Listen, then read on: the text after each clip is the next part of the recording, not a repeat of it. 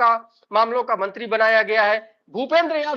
भूपेंद्र यादव राजस्थान से आते हैं, इनको पर्यावरण, वन और जलवायु मंत्रालय सौंपा गया है। गजेंद्र सिंह शेखावत ये भी राजस्थान से आते हैं, संस्कृति एवं पर्यटन मंत्रालय।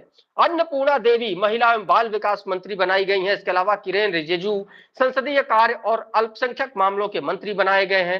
हरदीप पुरी उत्तर प्रदेश से आते राज्यसभा सांसद है। पेट्रोलियम और प्राकृतिक गैस मामलों के मंत्री हैं मनसुख मंडाविया, श्रम, रोजगार, युवा और खेल मंत्रालय। इससे पहले ये स्वास्थ्य मंत्री रहे हैं। जी किशन रेड्डी कोयला और खनन मंत्री। इसके अलावा चिराग पासवान एलजेपीआर, भारतीय जनता पार्टी के सहयोगी दल एलजेपी के, इनको खाद्य प्रसंस्करण मंत्रालय, इनके पिताजी वाला मंत्रालय दिया गया, इनके पिताजी भी इसी मंत्रालय में रहे हैं। इसके अलावा सी आर पाटिल गुजरात से आते हैं, इनको जल शक्ति मंत्रालय दिया गया है। बहुत विस्तार से चर्चा करेंगे। नवीन जी, सबसे पहले तो इन नामों पर चर्चा करते हैं और इनके पीछे जो चीजें चल रही हैं, क्यों इनको ये मंत्रालय सौंपे गए, इस पर थोड़ा सा चर्चा करते हैं। आप कैसे देख रहे हैं ये सारे नाम?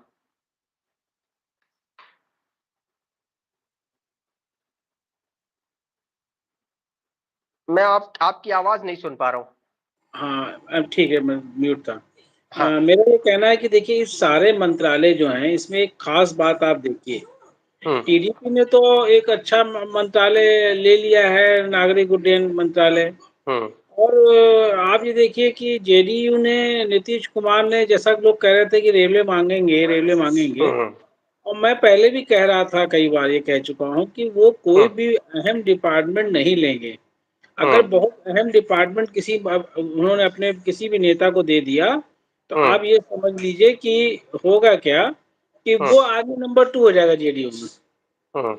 इस वजह से मुझे लगता है कि जेडीयू ने अपने जो डिपार्टमेंट मांगे हैं वो हल्के ही हैं। पंचायती राज बहुत बड़ा, लल्लन सिंह को जो डिपार्टमेंट दिया गया वैसे कहने को है पंचायती राज, लेकिन उसकी बड़ी राजनीति में अहम भूमिका नहीं रहती है। इससे अच्छा तो डिपार्टमेंट चिराग पासवान के पास है, खाद्य प्रसंस्करण, उसमें काफी काम रहता है, काफी उसमें मामले रहते हैं। तो लेकिन अब ये देखिए कि आप कि जो घटक दल थे उनकी, जैसा कहा जा रहा था कि बहुत चलेगी, वैसा कुछ लग नहीं रहा है। जैसा कि मंत्रिमंडल में गठन किया गया है, उससे तो साफ साफ पता चल रहा है कि नरेंद्र मोदी सरकार वैसे ही चला रहे हैं जैसे वो बहुमत में चलाते थे। एक तो संदेश जो है, दूसरा संदेश मैं देख रहा हूँ कि कृषि मंत्रालय को, जैसा देखिए मैंने संभावना जताई थी पहले भी कि कृषि मंत्रालय जो है वो शिवराज सिंह चौहान को दिया गया है, साथ में ग्रामीण विकास भी है।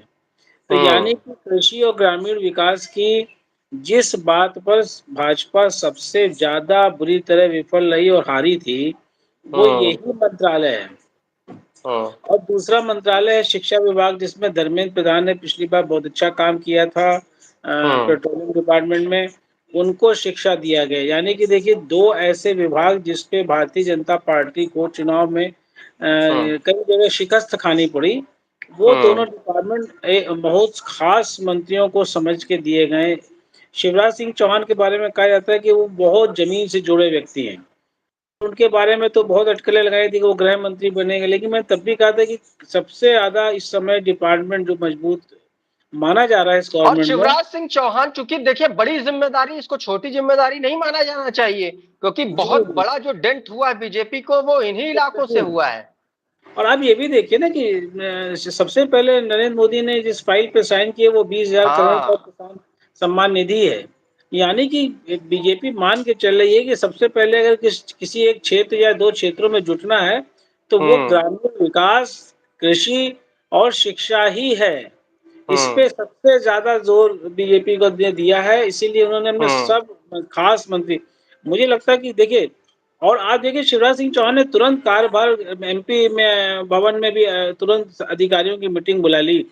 मतलब उन्होंने कार्यभार ग्रहण करते ही कैबिनेट मीटिंग होने के जस्ट बाद ही मीटिंग बुला ली, और वो अडवाणी के पैर भी छूने गए, अडवाणी से भी आशीर्वाद लिया। तो शिवराज सिंह वैसे ही मोड में लग रहे हैं जैसे अच्छा, योगी इन सब आदित्यनाथ। मामलों में शिवराज सिंह चौहान कहीं आपको मोदी से कंपीट करते हुए तो नहीं दिख रहे? नहीं नहीं, ये मुझे लगता है कि नरेंद्र मोदी ने खुद ही बुला के शिवराज सिंह चौहान को ये एक विभाग दिया है, और ये समझा के दिया है कि भाई सबसे ज्यादा करारी शिकस्त जो है उत्तर प्रदेश, हरियाणा और राजस्थान और जितने भी इलाकों में हुई, वो सिर्फ इसी मुद्दे पर हुई, कृषि वाले मुद्दे पर। इसलिए आप देखिए कि सारा फोकस, सारा सारा देखिए भाषण नरेंद्र